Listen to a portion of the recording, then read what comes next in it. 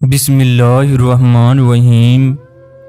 خواتین و حضرات، خانہ کعبہ میں میاں بیوی بیت اللہ کا طواف کر رہے تھے اور ساتھ ساتھ اللہ سے اپنی محبت کی عافیت کی دعا مانگ رہے تھے۔ یا اللہ ہماری محبت کو اتنا مضبوط کر دے کہ ہم کبھی بھی جدا نہ ہوں۔ نوجوان کہنے لگا، یا اللہ جس طرح کی میری بیوی ہے اسی طرح کی ہر نوجوان کو دے۔ پوچھنے والے نے پوچھا، تمہاری بیوی میں ایسی کون سی خوبی ہے جو آپ سب کے لیے دعا مانگ رہے ہو؟ نوجوان بتانے لگا، گھر والے میری شادی کرنا چاہتے تھے۔ گھر والوں نے مجھے تصاویر دکھائی، مجھے لڑکی میں کوئی خاص بات نظر نہ آئی۔ میں نے گھر والوں کو کہا اگر آپ لوگوں کو پسند ہے تو ہاں کر دیں۔ گھر والوں نے میری منگنی کر دی۔ میں نے منگنی کے بعد بھی کبھی بھی لڑکی سے رابطہ رکھنے کی کوشش نہ کی۔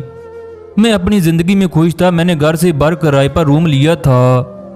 کام سے واپس آ کر اسی میں رہتا، اگر دل کرتا تو گھر چلے جاتا۔ شادی کا دن آ گیا۔ میں نے گھر والوں کو کہا بس نکاح کرو، کوئی رسم ادا کرنے کی ضرورت نہیں۔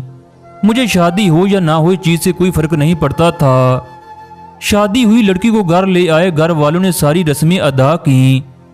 میں نے کہیں پڑھا تھا کہ شادی کے بعد 2 نفل ادا کرنے ہوتے ہیں، میں نے وہ بھی ادا کیے اور اسی بہانے عشاء کی نماز بھی پڑھ لی، ورنہ میں نے کبھی بھی نماز نہیں پڑھی تھی۔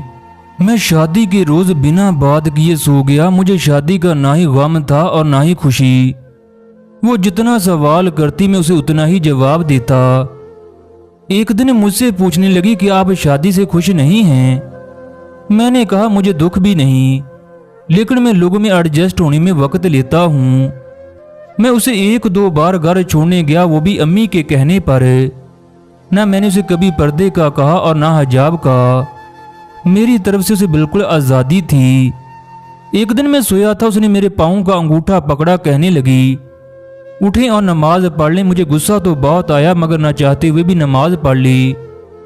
پھر وہ میرے پاس بیٹھ کر قرآن پڑھنے لگی، لیکن میں پھر مست ہو کر سویا رہا۔ میں آفس جانے کے لیے تیاری کرنے لگا۔ وہ مجھے کہنے لگی کیا میں ناشتہ بنا دوں؟ میں نے اسے منع کر دیا۔ رات کو میں فلیٹ پر ہی سو گیا۔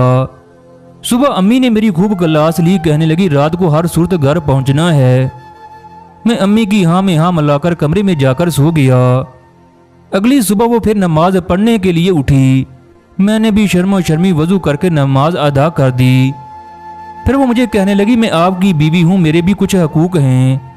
پھر وہ مجھ سے شرارتیں کرنے لگی، میں نے اس کے حقوق ادا کر دیے۔ آہستہ آہستہ یہ میری زندگی کے ہر معاملے میں انوالو ہوتی گئی۔ میرے کپڑے، میرے جوتے، ہر چیز تیار ملتی۔ میں اب 5 وقت کی نماز پڑھنے لگا۔ وہ جب بھی قرآن پڑھتی میرا سر اس کی گود میں ہوتا، میں اکثر اس کی گود میں سر رکھ کر سو جاتا۔ ایک دن گھر سے کام پر جاتے ہوئے میں نے اسے آواز دی، اس کا ماتھا چوم لیا۔ شام کو گھر واپس آیا تو سارے گھر کا نقشہ ہی بدلا ہوا تھا۔ میں نے سوچا یہ تو کام ہی بڑا سستا ہے، اب میں ہر روز ماتھا چوم کر گھر سے جاتا۔ اگر وہ گھر میں کسی کام میں مصروف ہوتی تو میں اسے بہانے سے آواز دیتا تاکہ میں اس کا ماتھا چوم سکوں۔ یوں اس لڑکی نے میری زندگی بدل دی۔ اب میں 5 وقت کی نماز پڑھتا ہوں، میرے گھر میں خوشیاں ہی خوشیاں ہیں۔ خواتین و حضرات، انسان الفاظ کا نہیں احساس کا بھوکا ہے۔ اگر نیک بیوی مل جائے تو انسان کی زندگی جنت بن جاتی ہے، اگر بدکار بیوی مل جائے تو انسان کی زندگی جہنم بن جاتی ہے۔